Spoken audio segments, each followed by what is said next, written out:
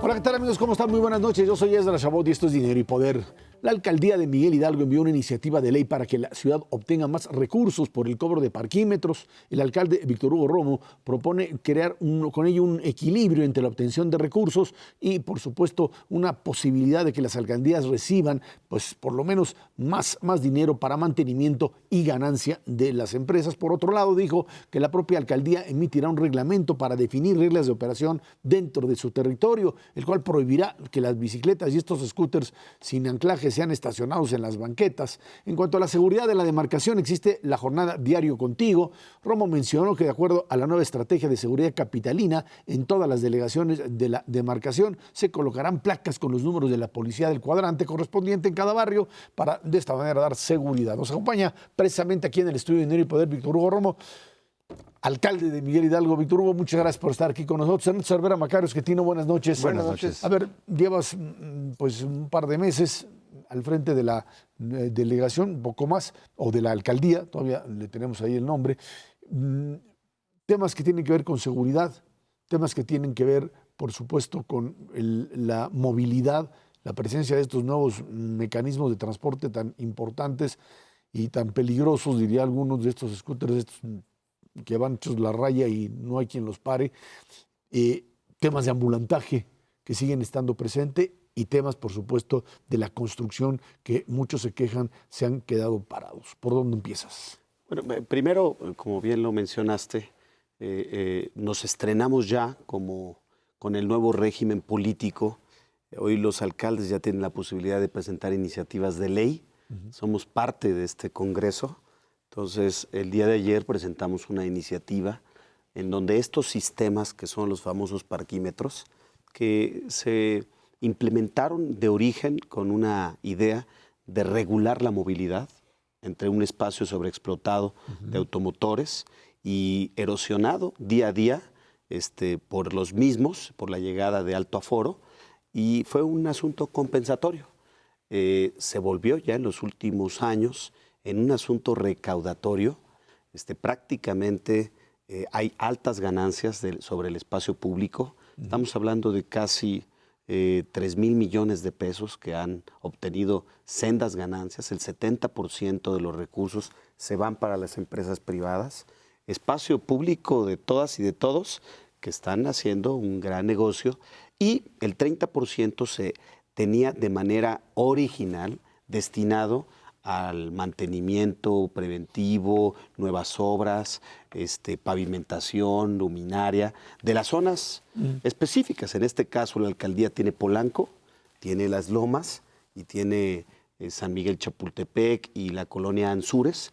Tal motivo es de que la Secretaría de Finanzas tiene un jineteo sobre estos recursos, no se aplican en obras, se pierde y se subejerce. Entonces, la iniciativa es, cambies el modelo de parquímetros actual, ¿no? No puede ser 70-30, no puede ser con fines recaudatorios, tiene que ir pensándose propiamente para atender un problema de la comunidad social, de movilidad, pero también que las alcaldías se lleguen recursos que vitalicen las zonas, que reconstruyan tejido y que rearmen la imagen urbana. Por eso la tesis es de que el modelo de parquímetros actual tiende a fracasar, ¿no? Porque parece que es un negocio privado y no contempla los fines de movilidad y de imagen urbana del espacio que afecta. En el tema de movilidad, la presencia de estos nuevos medios de movilización, como serían bicicletas que ya habían sido más o menos reguladas y que funcionaban, y de repente te aparecen pues estos medios, yo te diría, eléctricos que por la propia velocidad a la que se mueven generan pues prácticamente otro sistema paralelo de transporte en donde la peligrosidad por la velocidad a la que se mueven y el mecanismo que integran dentro de la propia alcaldía puede o requiere de una normatividad nueva. A ver, sí, también nos estrenamos ya como alcaldía porque tiene ya un cabildo, que es un consejo, y fue el primer bando autorizado, realizado y hecho. Un bando es norma interna, que regula cosas muy específicas, en este caso el uso de la vía pública, ¿no? Decirte y contextualizarte que este tipo de instrumentos, sistemas de movilidad alternativo al automotor, todo lo que abone ayuda. El problema es de que este tipo de sistemas han generado caos y anarquía sobre el espacio público. Ya los usuarios le dan mal uso, los residentes los empiezan a generar fobias y los empresarios pues no cumplen las reglas y no pagan ningún derecho y contribución al Estado por ocupar el espacio de todas y de todos. Por eso sacamos un bando que reglamente, en primer lugar, velocidad, en segundo lugar, la edad del usuario, el tercer, responsabilidad del usuario y de la empresa, cuarto, no puedes estorbar la vía primaria lineal del peatón, salidas, mobiliario específico, rampas para discapacidad, y tendrán que circular no en la banqueta, ¿no? Tendrán que irse al arroyo vehicular y tendrán que respetar el espacio primario del peatón. No pueden abandonarlos en cualquier lugar, va a haber puntos de estación. Se está creando una figura de la franja de línea del mobiliario urbano. Ahí pueden dejarlos donde están las bancas, donde están los botes o cestos de basura, donde está el arbolado, pero siempre respetando la línea peatonal. También serán sujetos a sanciones, porque lo que pretendemos es sacar de lo que estorbe. Ahora sí que lo que estorba se quita, ¿no? Y se va al corralón. Y 1,000 pesos para volver a obtener el sistema o el objeto, y se armará un fondo.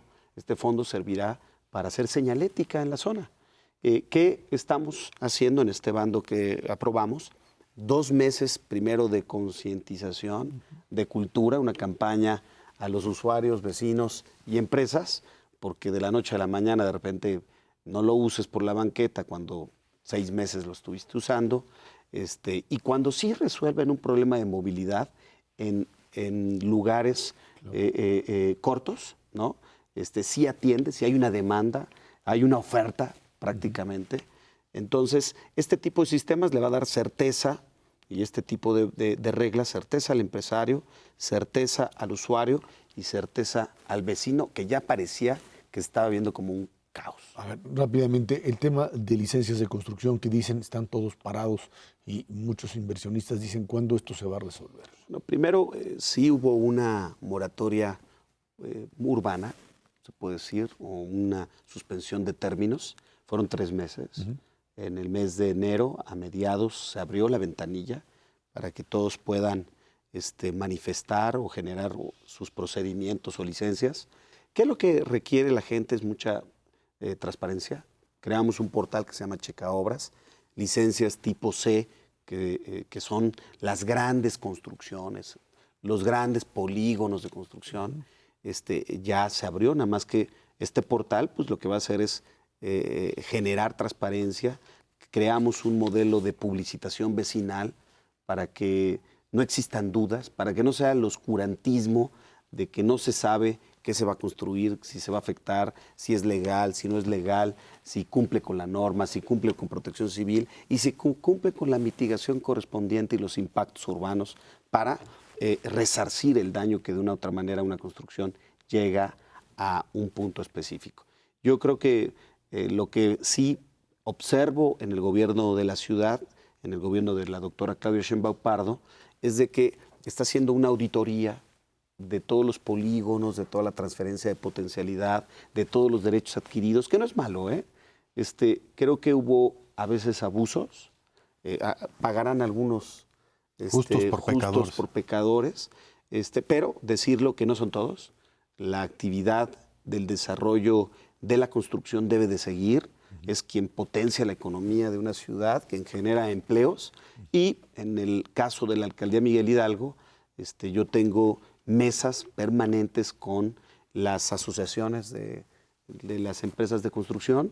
La idea es ayudarlos a que generen empleos, generen economía, pero hagan bien las cosas. Y digo, nada más para dimensionar esto último que acabas de mencionar, Víctor, a nivel nacional, la contribución que hace el sector inmobiliario al PIB es cercana al 10%. En la Ciudad de México, esa participación llega prácticamente a 14%, y en una delegación como Miguel Hidalgo, pues es superior sin duda alguna, cercana al 16-17% del PIB total de la alcaldía. ¿No estás preocupado que se vaya a dar literalmente un centón el crecimiento del PIB? Evidentemente traemos dinámicas internacionales que no están ayudando del todo, pero adicionalmente meterle a la Ciudad de México un parón en el sector inmobiliario sí te puede traer un parón realmente muy importante de corto plazo. No, sin duda, a ver, no hay que generar este proceso, sino todo lo contrario. Debe de seguir el dinamismo de la economía, debe de seguir dándole opciones a que el sector de la construcción, el sector inmobiliario crezca. ¿Qué pasó? Hubo abusos, ¿no? Y yo creo que hay que poner un alto y volver a hacer un arranque justo, sobre todo con reglas muy claras. Yo creo que la SEDUBI ahorita está en eso, la jefa de gobierno igual. Lo que concierne a la alcaldía Miguel Hidalgo, tienen siempre las puertas abiertas. Es un gobierno de mucha atención. Estamos muy de la mano con ellos, pero sobre todo deben de seguir las reglas claras en materia de construcción, en materia de transparencia y la mitigación. Luego llega, acuérdense que cuando no se mitiga una obra, es como vivir con una herida abierta todos los días. Entonces hay que regresarle al vecindario, a la comunidad, a la infraestructura, lo que amerita llegar a una construcción específica. Yo creo que el balance justo, en que sí haya inversión, pero también no se descuide el daño que genera o lacera una llegada de una construcción de alto impacto, y que tenga las posibilidades de movilidad, de medio ambiente y de infraestructura nueva, ¿no? Que eso es lo que es el propósito. La gran preocupación de los mexicanos los últimos años ha sido el tema de seguridad. Aquí la Ciudad de México había estado, digamos, un poco al margen del gran problema de violencia de todo el país, pero ya no. Ustedes acaban de llegar, la nueva administración, la anterior no fue exitosa en este tema, y en estos momentos, me parece, según lo que reporta la prensa, estamos en una situación seria en materia de seguridad. Al respecto, en la alcaldía que usted maneja, ¿qué están pensando hacer en este tema? Bueno, primero entramos el 1 de octubre del año pasado. Teníamos 90 delitos de alto impacto a la semana, 120 delitos de bajo impacto. Actualmente tenemos un promedio de 70 de alto impacto y alrededor de 80 de bajo impacto. Que hemos estado estableciendo son la morfología del delito. Creamos gabinetes de seguridad y gestión de barrio por colonia. Entonces estamos bajando a mapear, a ubicar, a identificar cómo no solamente con policía, sino con gestión de barrio, podemos resolver un problema de inseguridad. Eso se hace en países de primer mundo, en donde no todo es llenar las calles de policías ni de sistemas, sino cómo regeneras barrio, cómo recuperas espacio público, cómo generas iluminación, cómo haces que la gente se involucre, ¿no? Y genere prevención del delito. Y también reactivar economía barrial. Nosotros tenemos la tesis que un empleado más, un deportista más, un estudiante más es un delincuente menos. Entonces, estamos haciendo esta figura de gestión barrial, nos ha funcionado porque identificamos el delito en Polanco, que es diferente al delito que pasa en la Argentina, en Las Pensiles, en Tacubaya y en Tacuba, y entonces hacemos estrategias morfológicas de política pública muy precisa y obviamente añadiendo a que hemos incrementado el número de policías de 300 a 500 y de preventivos de 1000 a 1300. También hemos establecido nuevos sistemas de tecnología con cámaras de vigilancia. Ya hemos entregado 1000 cámaras de vigilancia, pero en los hogares, en los lugares de alta incidencia, le llamamos el paquete Cuidemos MH. Entonces se lo instalamos, nos presta la imagen en nuestro C2 y tenemos prácticamente ya 1000 ojos más, y el vecino, con la intangibilidad que es la inseguridad, pues se van con una tangibilidad que es que le pones un sistema para que también él coadyuve a la seguridad de las colonias. Bueno, pues ahí está la problemática en la Miguel Hidalgo y por supuesto estaremos muy pendientes del desarrollo de la misma. Víctor Hugo Romo, alcalde, Estoy ahí en Miguel a Hidalgo. sus órdenes. Muchísimas gracias por Gusto estar aquí con nosotros. en verlos. Vámonos a una pausa, esto es Dinero y Poder.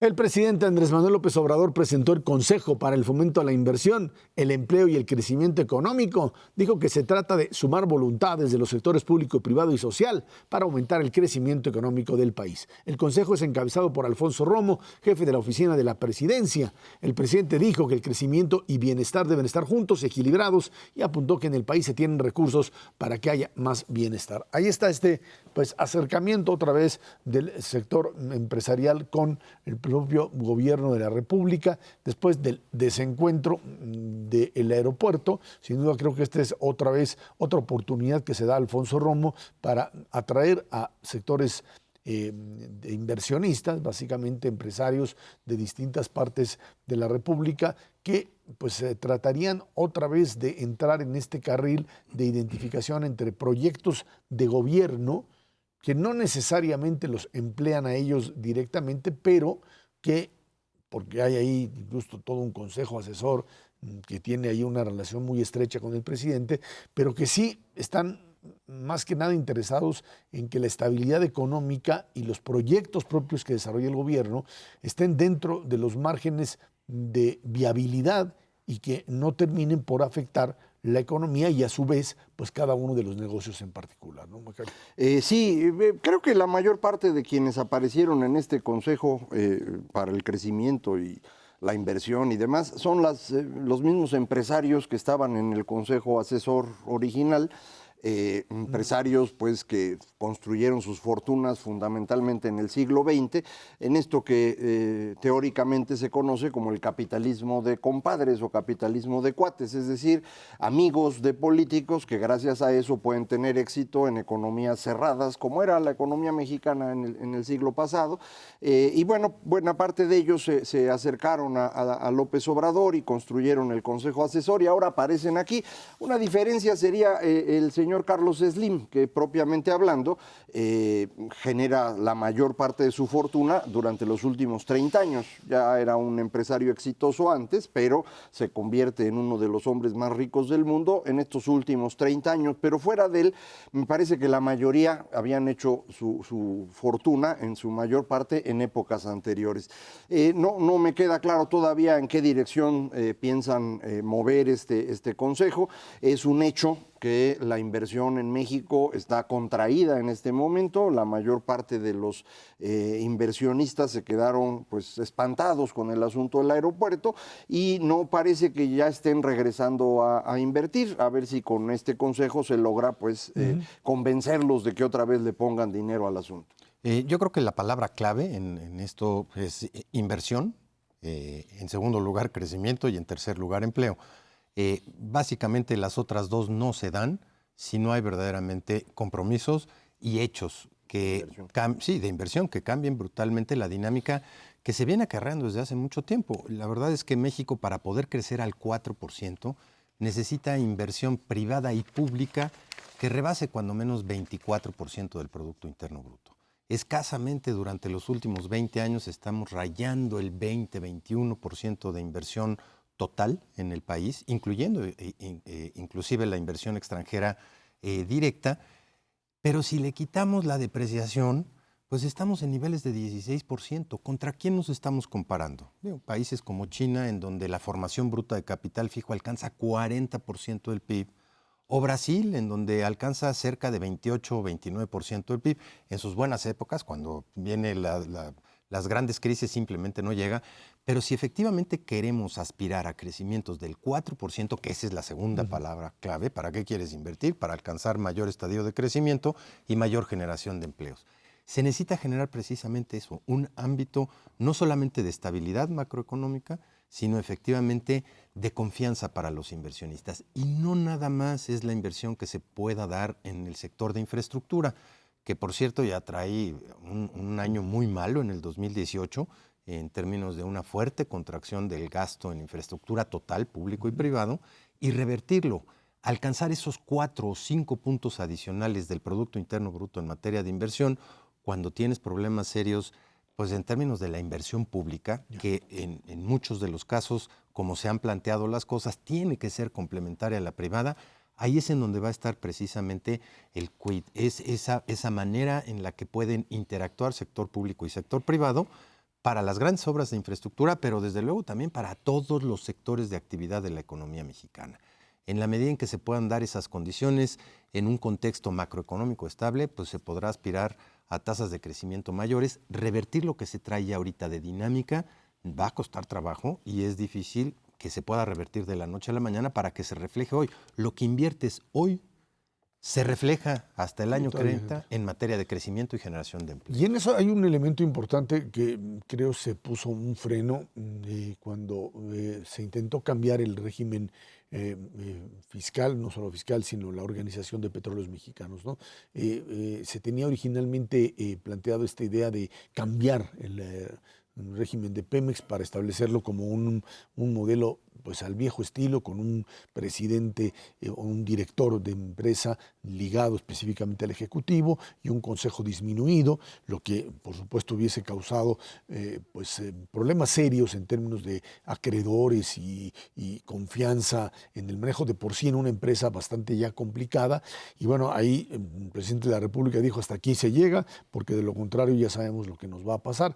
Y bueno, afortunadamente volvieron a echar para atrás allá en el Congreso, cerraron esa puerta y no quiere decir que el asunto esté resuelto, pero en términos por lo menos de credibilidad económica frente a factores internacionales, ese es uno de los temas que genera, si no confianza total, por lo menos no aumenta los niveles de desconfianza con los que se maneja. Sí, Petróleos Mexicanos fue durante prácticamente toda su historia un organismo dentro del gobierno, manejado como un organismo del gobierno.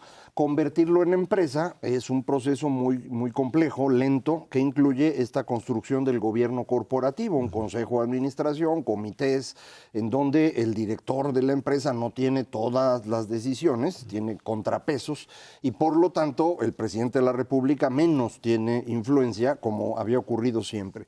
Lo que estaban intentando con esta reforma a la ley era regresar a esa época donde el director tenía todo el poder y hacía lo que el presidente le dijese. Pero pues la opinión internacional al respecto es muy clara, muy negativa, es decir, no puedes hacer eso porque pues debes más de 100,000 millones de dólares que están en riesgo de que no se puedan pagar precisamente por ese tipo de administración. Entonces creo que se entendió que el golpe venía durísimo desde fuera y prefirieron dejar pendiente el asunto de la ley. Desafortunadamente eso no genera confianza todavía porque no sabemos bien qué van a hacer. Es decir, está bien que la retiren, qué bueno que quitaron la iniciativa de ley, pero sí se necesita mucha más claridad. Se necesita que digan, van a hacer o no su refinería, van a respetar realmente al Consejo de Administración, entienden de qué tamaño es el problema financiero. Todo eso pues no queda muy claro y entonces ante la falta de certidumbre la gente no quiere invertir, porque si la gran empresa del gobierno no es confiable, pues entonces el resto de la economía se pone en riesgo, porque para rescatar a Pemex el gobierno tendría que meter recursos y si los mete ahí ya no los puede invertir y si no hay inversión pública, como decía Ernesto, pues la inversión privada le cuesta trabajo. Entonces todo esto está en incertidumbre y ante la incertidumbre la gente no invierte y entonces la economía se va deteniendo. Entonces qué bueno que presentaron el consejo qué bueno que quitaron lo de la ley, pero sí se necesita un poco más de claridad y no la tenemos. Y no solamente en Pemex, yo creo que uno de los crisoles más importantes en donde se verá esta convergencia entre el sector público y sector privado va a ser el Tren Maya. Sin duda alguna el gobierno no tiene todos los recursos para poderlo echar a andar. Se necesita una cantidad importantísima de recursos del sector privado y habrá que ver si efectivamente esta esta contribución no solamente de los constructores, sino de los financiadores del proyecto, efectivamente se da en un contexto pues, en donde, aunque se antoja difícil por la premura del tiempo, 4 años para la construcción de un poquito más de 1,600 kilómetros, sin duda alguna es una tarea, yo diría, en comparación internacional, hasta titánica. Veremos si el sector privado le entra cuando menos a esta primera parte del Tren Maya y sin duda alguna ahí es en donde se medirá si efectivamente ya hay confianza en términos de ir a proyectos conjuntos o todavía no. Y desde luego los proyectos de la CFE, prácticamente en el mismo sentido que Pemex, está esta parte de la Comisión Federal de Electricidad en donde resulta claro que la inversión privada ha jugado también un papel muy importante para la mayor generación hacia adelante y tendrán que venir forzosamente también proyectos en donde inviertan los dos, el sector público y el sector privado, para poder alcanzar estos estadios de crecimiento. Sin embargo, ahí tenemos el mismo problema. Ya estaban los proyectos, ya estaban las licitaciones, ya había incluso obras en proceso y las paran porque, igual que en el caso de Pemex, creen que la Comisión Federal puede hacerse cargo de dar servicios a todos los mexicanos. Esto no es cierto. Necesitarías invertir 8 veces lo que está presupuestado este año en comisión, nada más para mantener el abasto funcionando durante este año. Entonces, si no hay inversión privada, esto pues no va a funcionar. Sí. Ahí el tema creo que comienza a volverse mucho más claro en el momento en que los que ya están dentro del sector invirtiendo se tienen que enfrentar directamente a los nuevos funcionarios y decirles, a ver, esto es lo que tenemos. A ver, ¿quieres ir con TransCanada? ¿Quieres ir con los grandes, los que armaron el gasoducto? Decirles, miren, no he podido terminar por esto, entendamos de qué se trata. Y creo que en ese sentido este abismo que hay entre la percepción que tiene el gobierno y tiene la iniciativa privada, de lo que se trata es de empezar a construir los puentes que acerquen las posiciones para entender que el terreno de lo público y lo privado pues no es un terreno que esté minado o que te llegue directamente o necesariamente a una confrontación, sino que en las actuales condiciones o generas modelos de rentabilidad para ese tipo de empresas y el gobierno las va acompañando en algo pues propio de un esquema ganar-ganar, o si no, pues las dos partes. Público-privadas. Ese era lo que trataron de hacer en cualquier parte del y a ver si funciona. Vámonos a una pausa y de regreso platicamos con usted. Bueno, perspectivas económicas a nivel mundial tampoco, pues muy optimistas. Esto es Dinero y Poder.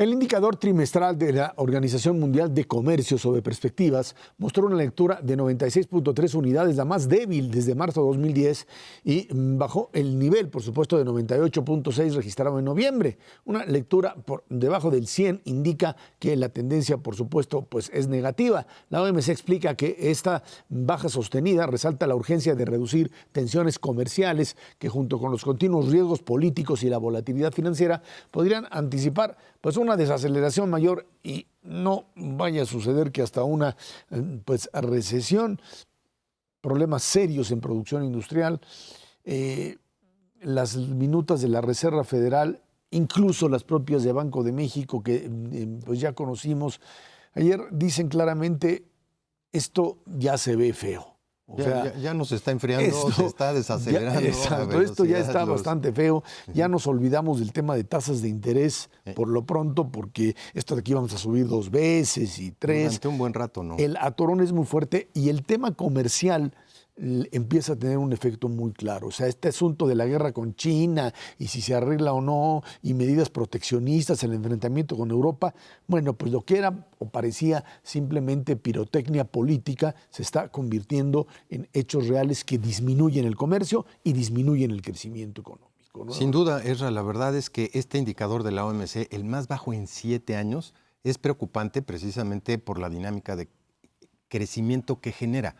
En condiciones normales, prácticamente la última década del siglo pasado y la primera década de este siglo, la contribución del comercio al crecimiento mundial fue cercana al 25%.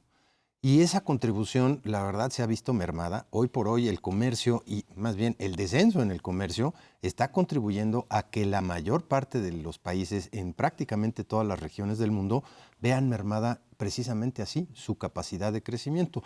Te diría que preocupa muchísimo lo que pueda pasar entre Estados Unidos y China. Es, digamos, un referente básico en términos de una guerra comercial totalmente innecesaria.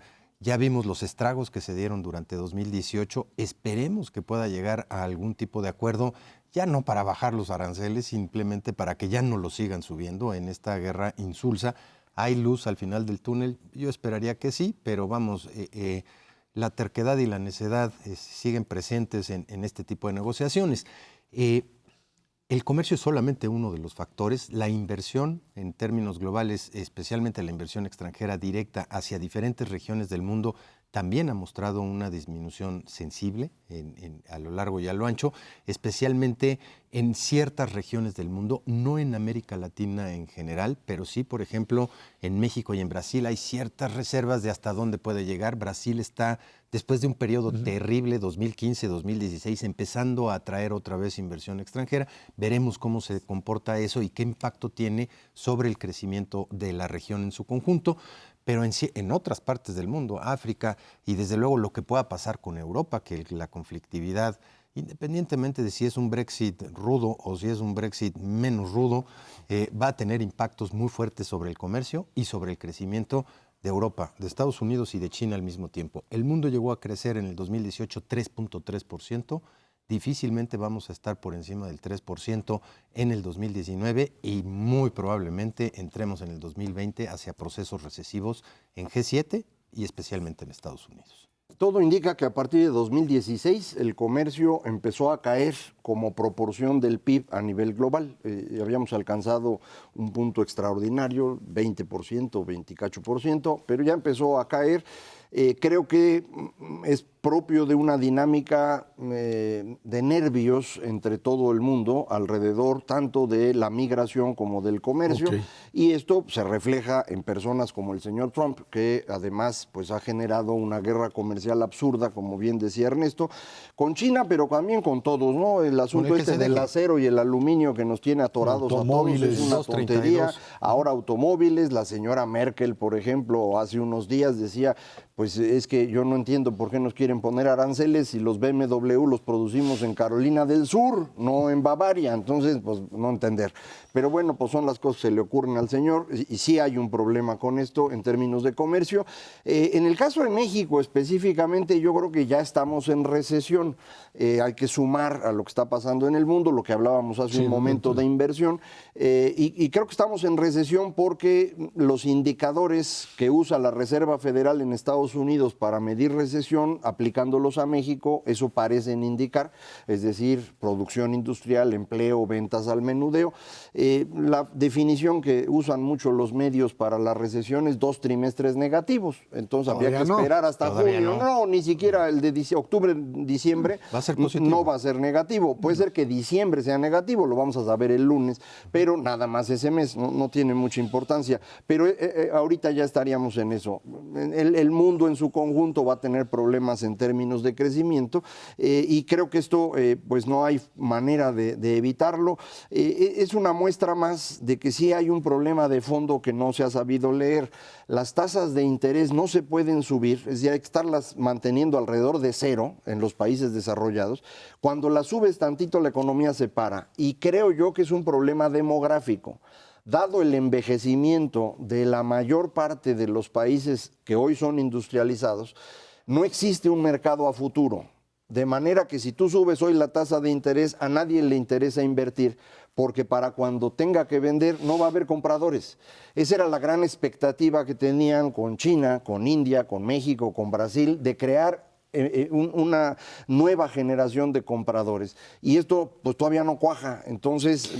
Oye, no, pero espérame, yo no estoy... A ver, el otro paso es... O sea, si mantienes permanentemente las tasas de interés en cero, tampoco va a haber ahorro. Y sin ahorro no hay inversión. Entonces, pues es un fiel de la balanza terrible. Ya nos echamos 7 años consecutivos, es más, 10 años consecutivos con tasas de interés muy cercanas a cero o negativas. Y le has pegado consistentemente al ahorro. Sí. Pues, y No, luego, no, lo que hay que hacer, mi argumento es que no es un problema de ahorro e inversión, es un problema de población. Sí, pero ahí no Pónganse a tener hijos, raza. No, Macario, a ver, yo esa es yo una creo que hay tontería, un elemento, a ver, Dígame. espérame un segundito. Aquí hay un elemento importante que creo que en términos económicos tenía que plantearse. Es que el tema tasas de interés está ligado también, y ese es otro punto, a la perspectiva de crecimiento económico a futuro. Sí. Ok. Tu problema es que si tú introduces una serie de variables que disminuyen el crecimiento, o sea, tú no puedes imponer barreras arancelarias como las que se están imponiendo a estos niveles y suponer que el crecimiento económico no se va a ver afectado. O sea, otra realidad hubiésemos tenido. Yo entiendo que hay problemas de desigualdad, de por qué llegó Trump al poder o por qué los grupos nacionalistas y el cierre de la economía, pero una consecuencia de todo esto es que finalmente cerrar economías, imponer aranceles de estos niveles, te deriva necesariamente en una caída en el crecimiento económico. Y esa es la demostración más clara de que esos modelos no funcionan. Y en eso es algo similar a lo que sucedió después o en la crisis, en la Gran Depresión del 29, cuando aplicaron modelos de alguna forma que también terminaron por cerrar economías y eventualmente terminaron finalmente en guerras. Yo insistiría, si hay una posibilidad de revertir el proceso, que eso entiendo que es muy complicado, de volver otra vez a modelos de apertura y disminución de aranceles y volver a encontrar mecanismos de flujos de capitales, tendrías, independientemente del asunto generacional, pues un margen de maniobra para poder crecer y ahorrar y con eso generar inversión. Yo estoy convencido de que sí es el caso. La tasa de interés se ha manejado como el único instrumento disponible para los gobiernos para contrarrestar esta parte de crecimiento y de inflación. Cuando tú cierras una economía, no solamente paras el crecimiento, creas presiones inflacionarias internas muy padres. ¿A poco crees que poniéndole un arancel de 25% a los coches importados no va a tener impacto sobre el crecimiento de los precios de los coches adentro de Estados Unidos? Y eso necesariamente le pega al consumo de los estadounidenses. Pues sí. Y bueno, ahí se te arma un círculo realmente complicado. A ver, doctor Schettino, responda porque le veo cara así como de, es que, de estos meses no sabe nada. A ver. No, es que le están platicando como si estuviéramos en una circunstancia normal de las que tuvimos durante todo el siglo XX, una época de gran crecimiento poblacional que desarrolló una demanda inmensa de bienes. Eso lo tuvimos, crecimos en los 50, 60. Ya no hay ese crecimiento. No lo hay. ¿Esto qué significa? Que si una persona invierte hoy para producir y vender durante los siguientes 20 años, no va a tener clientela. ¿Quién le va a comprar? Decían, bueno, es que van a comprar los chinos. Bueno, ya sabemos que China tiene hoy un endeudamiento de tal magnitud que no va a poder comprar y que si subes tasas de interés vas a ahorcar a China. Entonces, tienes un problema. No puedes subir tasas porque ahorcas a los compradores. Pero si mantienes las tasas bajas, como bien dice Ernesto, no hay fondos prestables para poder crecer. ¿Esto qué significa? Que estamos moviéndonos sobre una inercia que no da para más. Eso es lo que tenemos en el mundo hoy.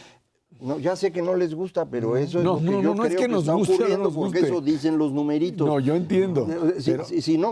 Suponiendo que estuviera yo equivocado, sería muy fácil demostrarlo viendo qué es lo que pasa con la tasa. Puedes subir la tasa de interés y las economías funcionan. Bueno, eso dejó de ocurrir hace un buen rato. Pero si tú tuvieses un modelo de comercio sin estas tasas, sin estos niveles de arancel, yo te aseguro que estarías con un margen de maniobra independientemente de la bronca. Un poquito mayor que el que tienes, sin duda, pero no mucho mayor. Yo creo que te daría para... Demográficamente sí se ha disminuido notablemente la tasa de crecimiento poblacional, pero los 10 años que llevamos de bono demográfico sí te dan para un proceso en México. No, pero México es irrelevante en esto, en la discusión global. Yo estoy hablando de los países ricos. O sea, de Rumania. Déjenme doy un dato nomás para que vean. Por primera vez, a partir del año pasado, hay más personas mayores de 65 años que personas menores de 5 años en el mundo entero. Es decir, se está moviendo la pirámide poblacional de forma tal que la gente va a dejar de comprar. Y eso es lo que los inversionistas perciben, quieren tasas menores. Pero bajo el supuesto de que Tienen, los Macario, un viejitos problema ya no de van a- desempleo ya crónico no al que van va a entrar comprar. y ese es otro problema. viejitos van a Vámonos a vivir una más y pausa compran. y de regreso platicamos con usted. El señor Donald Trump, otro problema también bastante grave para la economía y para el mundo. Esto es Dinero y Poder.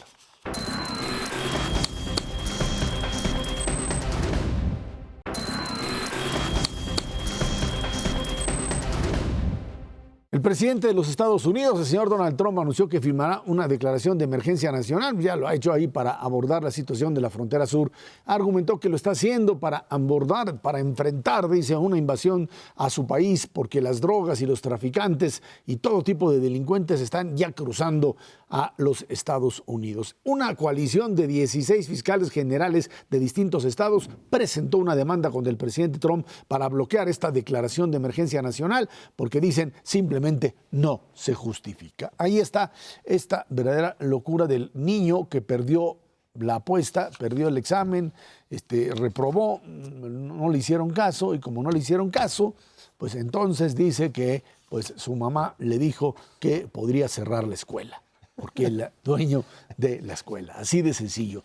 No pudo con el Congreso, no pudo con las cámaras ni de senadores ni con los diputados, porque tampoco los republicanos todos estaban muy de acuerdo en su manejito del asunto del muro, de sus 5,000 millones, y como no lo logró y había cerrado la escuela o había cerrado el país como tal, pues resulta que ahora dice que hace una declaratoria de emergencia, que para justificar que esto se trata de una emergencia, pues tendría que enfrentar precisamente a este montón de gente. Es verdaderamente un paso previo a algo que ya está sucediendo en estos momentos en Estados Unidos. Se espera que la próxima semana el fiscal Mueller presente la investigación. El señor se va a Vietnam, no sé si a pedir asilo o una de esas, o simplemente dice, no, se va a que arreglar el asunto chino y el asunto de Asia, de Corea.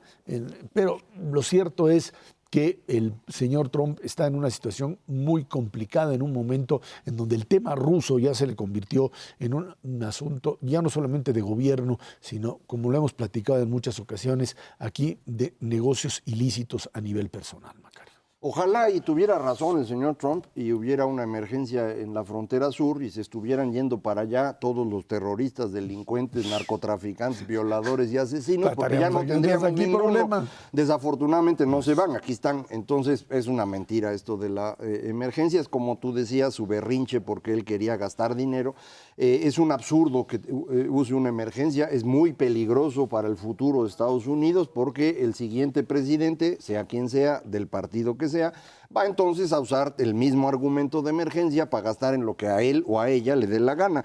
Yo creo que es una pésima idea, es muy probable que no avance, pero algo que vale la pena para los amigos del auditorio estar atentos es, este fin de semana va a tratar de entrar la caravana con ayuda humanitaria a Venezuela, el sábado, va a ser muy importante eso. Claro. Luego el lunes es esta reunión en Vietnam o esta cumbre de Asia donde va a estar el señor Trump y el señor Kim Jong-un y todos los demás. Y regresando de eso, Mueller va a presentar el documento, lo detuvieron para no presentarlo mientras él está en Vietnam, yo creo que precisamente para que no se quede allá y que sí regrese y enfrente la justicia. Entonces, vamos a tener un escenario internacional interesantísimo a partir de este sábado para que los amigos del auditorio pues ya no estén preocupados únicamente por lo que pasa en México, también se preocupen por lo que pasa afuera. No, es bastante claro que Estados Unidos sí está en una emergencia, la emergencia es él. Y desde luego la tienen que atacar de una u otra manera. Yo me quedo con dos declaraciones importantes. Una es del secretario de la Defensa de los Estados Unidos que dice, híjole, y a mí me van a bajar el presupuesto $6,000 millones. Porque de ahí es donde tienen que sacar los recursos. Claro, y dice, ¿no? ¿por qué yo? La verdad es que se podrían utilizar esos $6,000 millones para muchísimas otras cosas. O sea, dentro de su propio equipo están las dudas y las reticencias. Desde luego los 16 gobernadores que con mucha valentía dicen, no, O sea, la verdad, emergencia nacional, los incendios de California, las nevadas de Illinois. Lo de las personas con armas de asalto. Sí, claro, eso sí es una emergencia que se tiene que atender y que les va a costar muchísimo más que esos 6,000 millones de dólares adicionales a los 1,500 o 1,600 que ya le dieron para la construcción, para que dejara de ser berrinche, pero no le fueron suficientes. Esas dos cosas internamente mueven fuerzas que de alguna manera están haciendo pensar muy fuerte a los republicanos si realmente quieren seguir apoyando a Donald Trump en esta locura. Adentro del Partido Republicano ya hay serias dudas de que efectivamente lo puedan ni siquiera nominar para la siguiente elección porque les está haciendo un daño terrible como partido.